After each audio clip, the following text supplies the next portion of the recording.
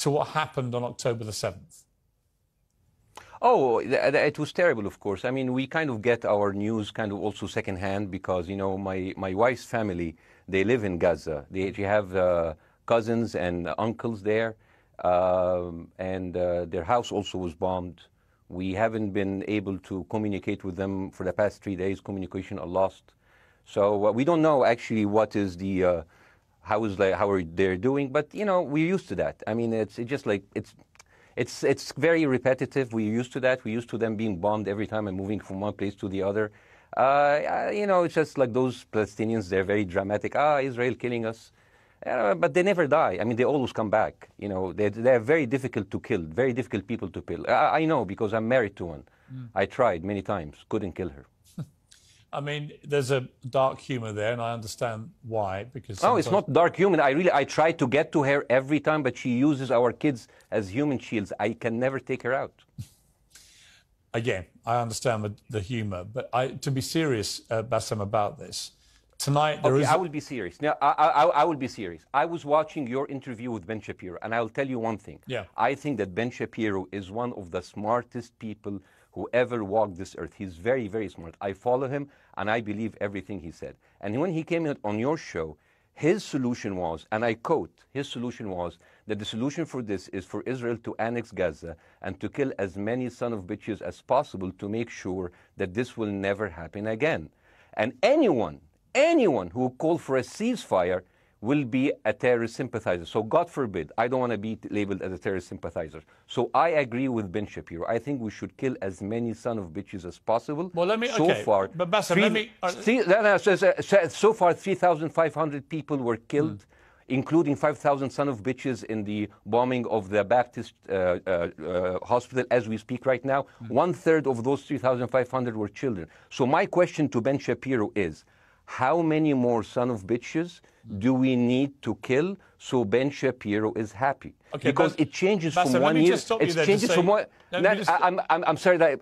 Listen. I'm really at a disadvantage here. I'm looking at a camera. I don't see you. I can hear you on my ear. The reason I'm interrupting is I think you're conflating different interviews with Ben Shapiro. He didn't use the phrase "sons of bitches" with me. Let me play to you what he actually said on my show. He did. Go back to your interview. No, he didn't. That was another interview. But let me play what he said to me here.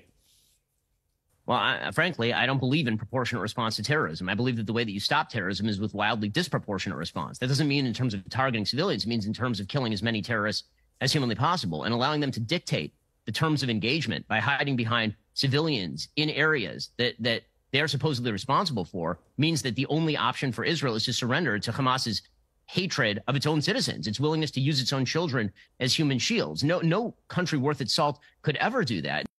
Now, that is substantively different to what you said he said, right? He's talking there but specifically about Hamas terrorists. I agree with him. The thing is, the question is, what is a proportionate response? Because it has been different from one tier to another. So if you look to this graph, for example, this is the death of Israeli and Palestinians, and it's changing from 1 year to year. It's like fluctuating like crypto. So my question is today, what is the going rate today for human lives? I mean, 2014 was a great year for Ben Shapiro. 88 Israelis were died, and there was 2,329 Palestinians killed on the other side. That is one Israeli for 27 Palestinians. That is a very good exchange rate. What I'm saying is, what is the exchange rate for today? So you guys will be happy. That's my question. Well, it's not me. It's not me, guys. I'm not on either side. No, not you. Like when I say you guys, I say like the people on the other side of that. I know that you don't think like that, Piers. You're one of the good guys.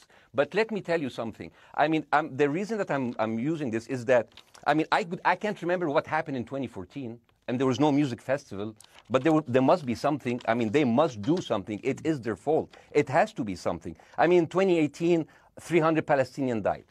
Who's counting, you know? So the thing is, what my question is, let's find what is the exchange rate for human life today so we expect the future death of Palestinians and will be happy to it. My response to that would be this, Bassem. I've thought carefully about this because I think it's very tricky for people like me to immerse ourselves into a conflict where we're not directly involved.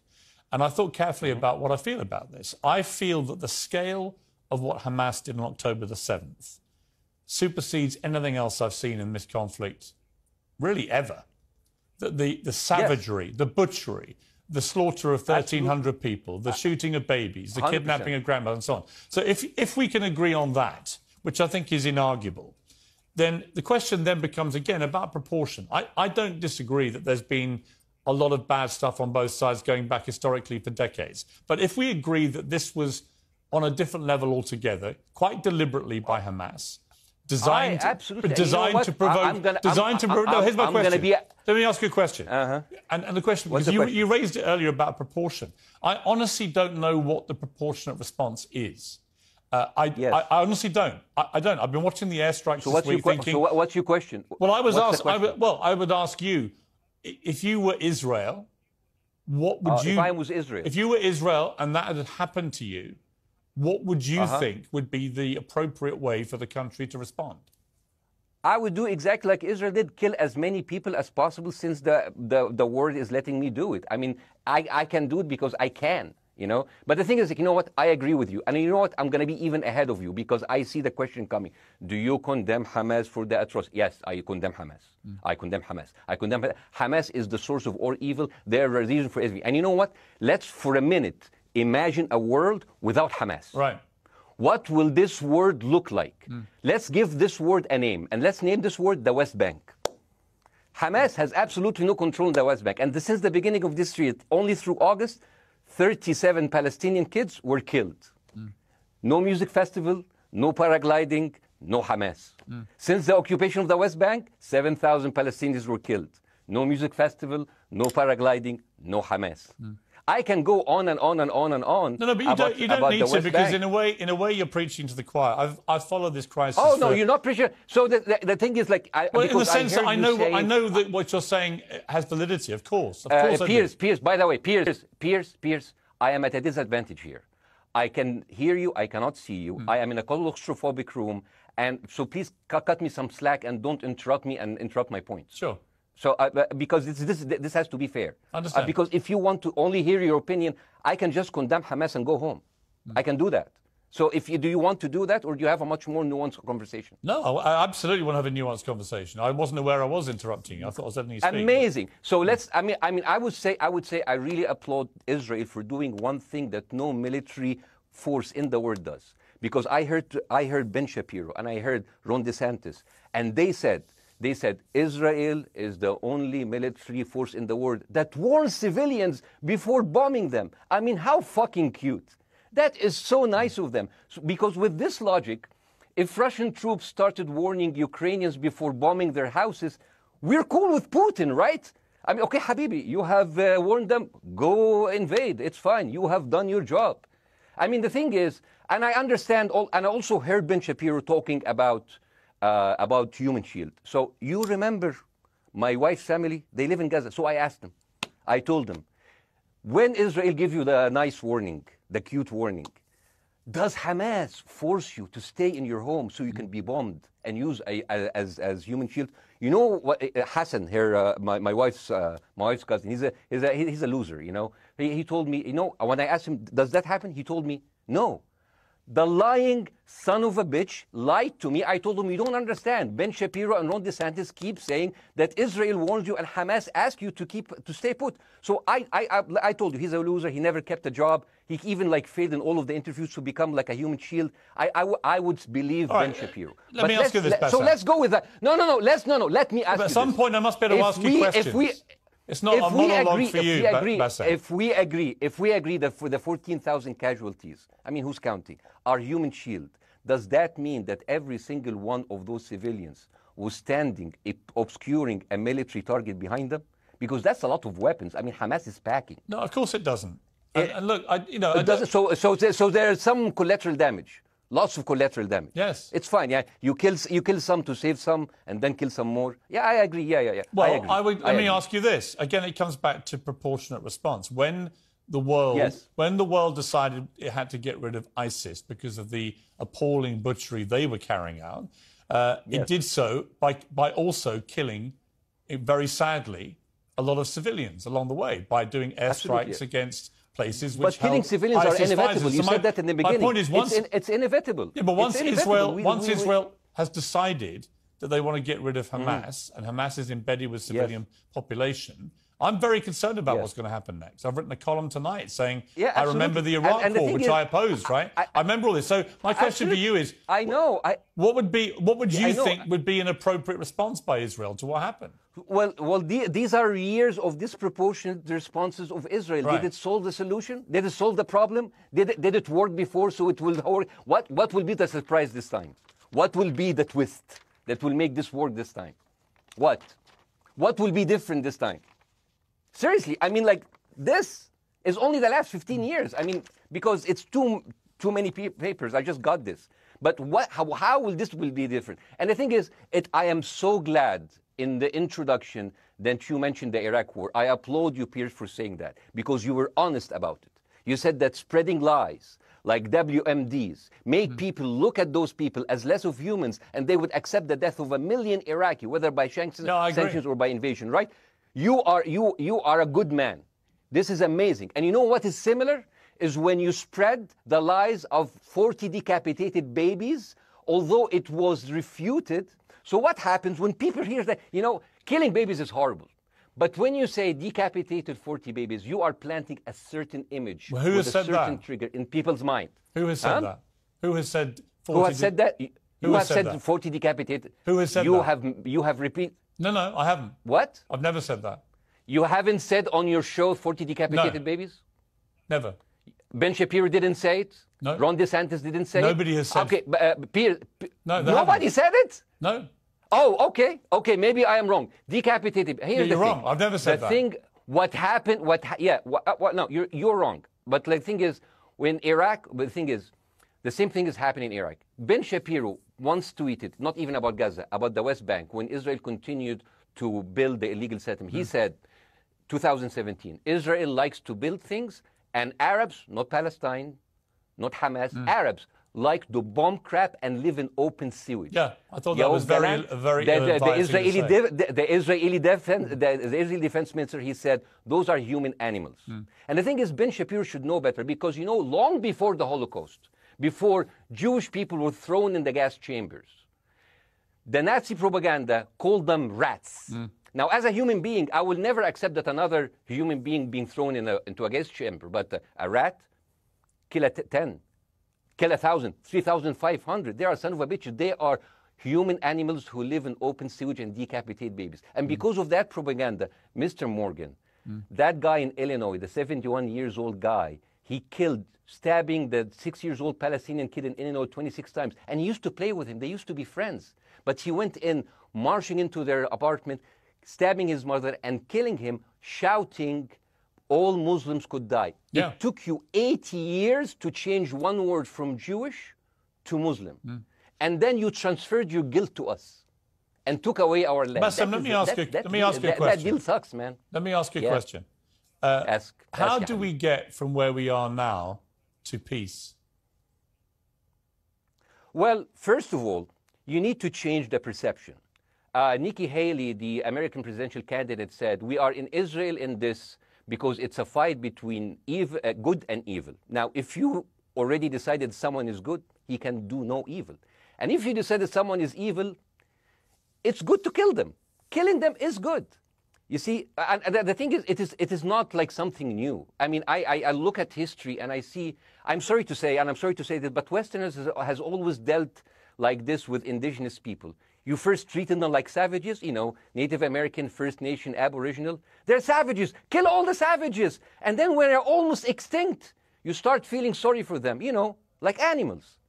So maybe the solution is that we kill as many Palestinians as possible, so the few of them that remains do not bother you. And maybe Netanyahu, when he lives for another 100 years, he'll become a tree hugger. Let me just challenge you on this. And he will campaign for preserving the three Palestinians. You keep talking about Westerners like me. Okay, so let me return the favor, okay? Hamas is dedicated to the complete eradication of Jewish people. I am not the spokesman for Hamas. I'm not saying you are. Why do you keep... I'm not saying you are. The spokesman. You're talking to me. I fucking hate them. Bاسم, Fuck Hamas. Hamas. No. Are you happy? You're missing my point. You're talking in a generalized way about people in the West who always talk about Arabs as savages. I don't. No. I'm talking about America. About I actually Western led the media. campaign. I led the media campaign listen, in this country against the Iraq War. Okay, so I don't see. I You don't are see one people of in the the good Middle ones, East as Piers. savages. You But what are I would one say of is, the good ones. but what I would say am not is, talking about you. You're great. no, it's not about me You're being amazing. great. It's We about love you. it's about the way Hamas behaved on October the 7th was like savages, like a pack of savages. It was the worst atrocity against Jewish people since the Holocaust. There has to be, of course, there has to be a response. And my they question should be for you eradicated. Is, my question for you is, notwithstanding the history, Basim, what is the proportionate response? But I don't know. But there's no Hamas in the West Bank, and they're still dying there. So what's your excuse? I don't have any excuse. Okay, what's your explanation? Sorry, my earpiece went down. Listen, I don't make any pretense that this hasn't been a massive problem between Palestine and Israel going back to the mid-40s. We all know this, right? Piers, listen. I'm not saying that you're making excuses, but if you are adopting a certain point of view, you have to at least defend it. I'm telling you, there is no Hamas in the West Bank. What is the excuse? Not your excuse. What is the excuse to kill those people? Well, listen, this question of proportionality is one that... No, answer my question. I've been answering your question. You answer mine. It's actually not my job to answer your questions. It's not. Okay, not your job. Not. I agree with you. I'm more interested in you, who has family in Gaza, who's an Egyptian in the Middle East, right? I'm more interested in what you have to say. Okay, I'm telling you. I think Hamas is the problem, okay? Right. Now, let's say Hamas is removed. Let's Hamas. I'm agreeing with everything. You want me to condemn Hamas? I will condemn Hamas, Hummus, Hassan, everybody. Guys, say wait. I can't hear you. The earpiece. Damn. Okay. Oops. Okay. Yeah. Okay. I do need help. I think. Okay. Just go back. Is he there? You go back. Can you hear me? Okay, go. Thank you, guys. Can you hear Basim? Yeah. Now I can hear you. Okay. So here's the thing. Can you hear? Okay. Yeah. So Isaac, let's say, for example, Hamas ceased to exist. Okay. Do you hear me? Yes. Yeah. Hamas ceased to exist today. Now, right now, in Palestine, in West Bank and Gaza, 20% of Palestinians go through Israeli prison system, whether imprisonment, whether interrogation, whether torture, and the rest of them, they live a life of daily loss of land, of homes, of life, and they are suffocated by this. So let me ask you something. If you are a Palestinian living into these conditions for decades, would you sympathize with your oppressor, or sympathize with the people who claim they resist them even if they are terrorists? I have made no secret that I think the conditions Palestinians have had to exist under are completely unacceptable. I've said that for years. So the question then becomes, how do you forge peace between two warring parts of that region who, for decades, have approached peace, in my view, with mutual sledgehammers, with no actual desire to have peace? And I think it comes down in the end to great leadership. And I don't think there's great leadership. I don't think, well, hang on, let me make my point. I don't think there's great leadership on either side. Where is the Nelson Mandela figure here to come through all this hatred on both sides? Nelson Mandela? Yeah, where is that Nelson figure? Nelson Mandela actually have criticized Israel for being a horrible state. All of the South African activists have actually called Israel. My point is about how he responded to a country that was so divided. Is a template for how you get to peace, isn't it? I haven't met Nelson Mandela, so I wouldn't know. But like there is a point. There's a very important point here. You know, I want to understand what is the logic of Israel carpet bombing Gaza. I mean, if there's a logic, if this will make Israel safe, I want to hear the logic. So if they continue bombing, what are they hoping to achieve? Well, I think we know what their stated aim is. Their stated aim is to eradicate and wipe out Hamas. They believe Hamas are living predominantly in northern Gaza. They also are aware they're living amongst civilians. So it's an incredibly difficult thing. As I said in my monologue, it is very, very difficult to see how they do this without massive collateral damage. So if I can understand this correctly, basically Israel is doing this to pressure the Palestinian community in Gaza to turn against Hamas. Is that right? I'm sure that's part of it, yes. That's part of it. So this is exactly what terrorist organizations do, because terrorist organizations will have no chance beating a whole nation in battle. So they terrorize and they kill the civilians in order to spread fear and terror so they can turn against their government to change their policy or to resign. You have just compared Israel with ISIS. No, I haven't. I don't see any comparison between It's Israel going to be and the ISIS. headlines tomorrow. Piers Morgan, no, Israel is ISIS. Only amongst people who weren't listening. The comparison, Of which course. is more apposite, is ISIS and Hamas. They are both nihilistic Yes, terror groups absolutely. intent on killing as many Jewish people and others as they can possibly kill. And you know can't, what? I'm you gonna can't, do you so- can't get I'm gonna peace do with s- people like that. Absolutely. You know what? I'm going to do something that nobody done on your television. You know what I'm going to do on your episode? I'm going to pretend that I'm an Israeli citizen. I'm going to put myself in the place of an Israeli settler in the kibbutz. And I want to speak to my Prime Minister, Benjamin Netanyahu. Mr. Benjamin Netanyahu, I have voted for you because you have promised us peace and prosperity and security. On the 7th of October, those son of bitches Hamas, they went into the fence that is regularly heavily guarded. Usually if there's like a dove that comes close to it, it will be shot. Those people went in and they went for 6 hours before IDF forces was deployed, killing our friends, our families, kidnapping our grandmothers and babies, and went in.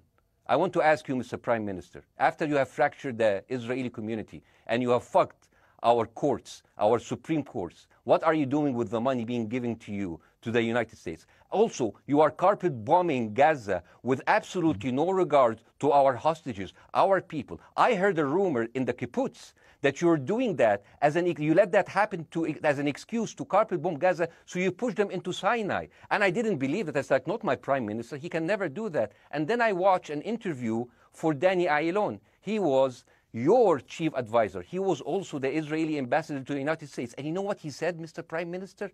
He said that the solution for those Palestinians is to go into a vast land of Sinai and live into tent cities temporarily, temporarily, wink wink, until we build Gaza again, and then we invite you back.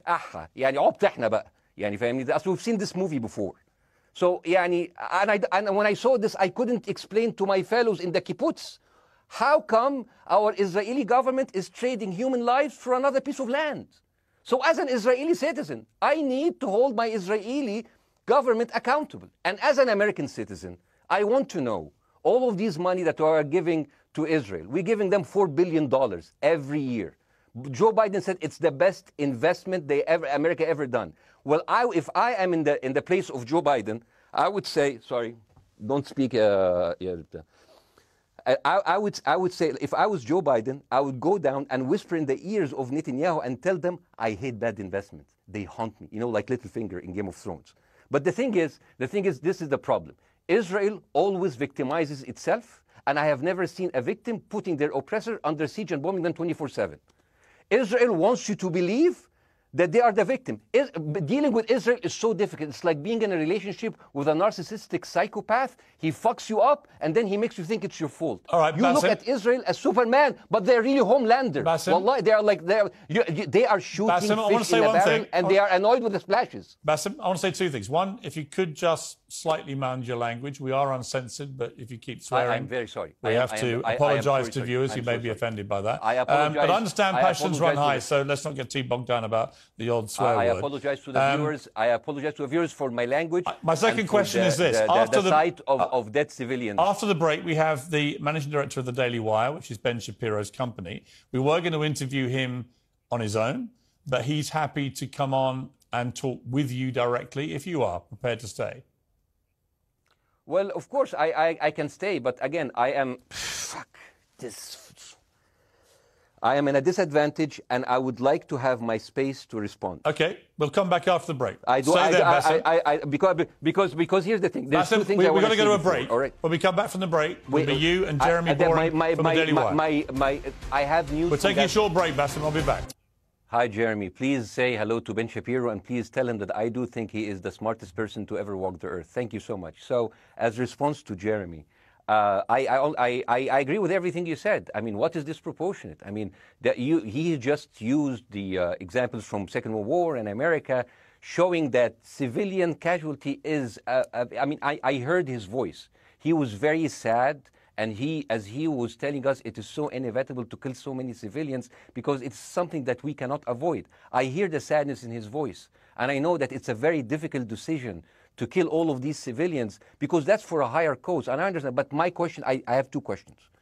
The question is, how can you justify the killing in the West Bank where Hamas does not exist? And if the disproportionate response during over all of these years have actually worked, what will be new this time that did not happen before? I just want to. That was my question. Okay, that Bاسم, was my question. I'm going to. Okay. So now, if I ask the question, can I say something on my side? Well, a little bit personal? Bاسم, with respect, a little bit personal. Bاسm, with respect, I gave you half the show to have your side. Jeremy's had a lot less time. I'm going to have to. You move want me on. to leave? Bاسm, or do you want me to stay? I'm going to have to let you go because we've been on air with you for 40 minutes. Oh, okay. Now. Bye bye. But listen, bye. I would like to talk to you again, and thank you for joining the program. I appreciate it. Oh, by the way, my wife's family is all right, and they sent us a house. It's bombed. It's beautiful. It's going to be a good like Halloween theme. So well, I'm very sorry for what your family are going through in Gaza, and I mean that very sincerely. By the way, I don't know. I don't know I don't know him. By the way, I haven't actually met them.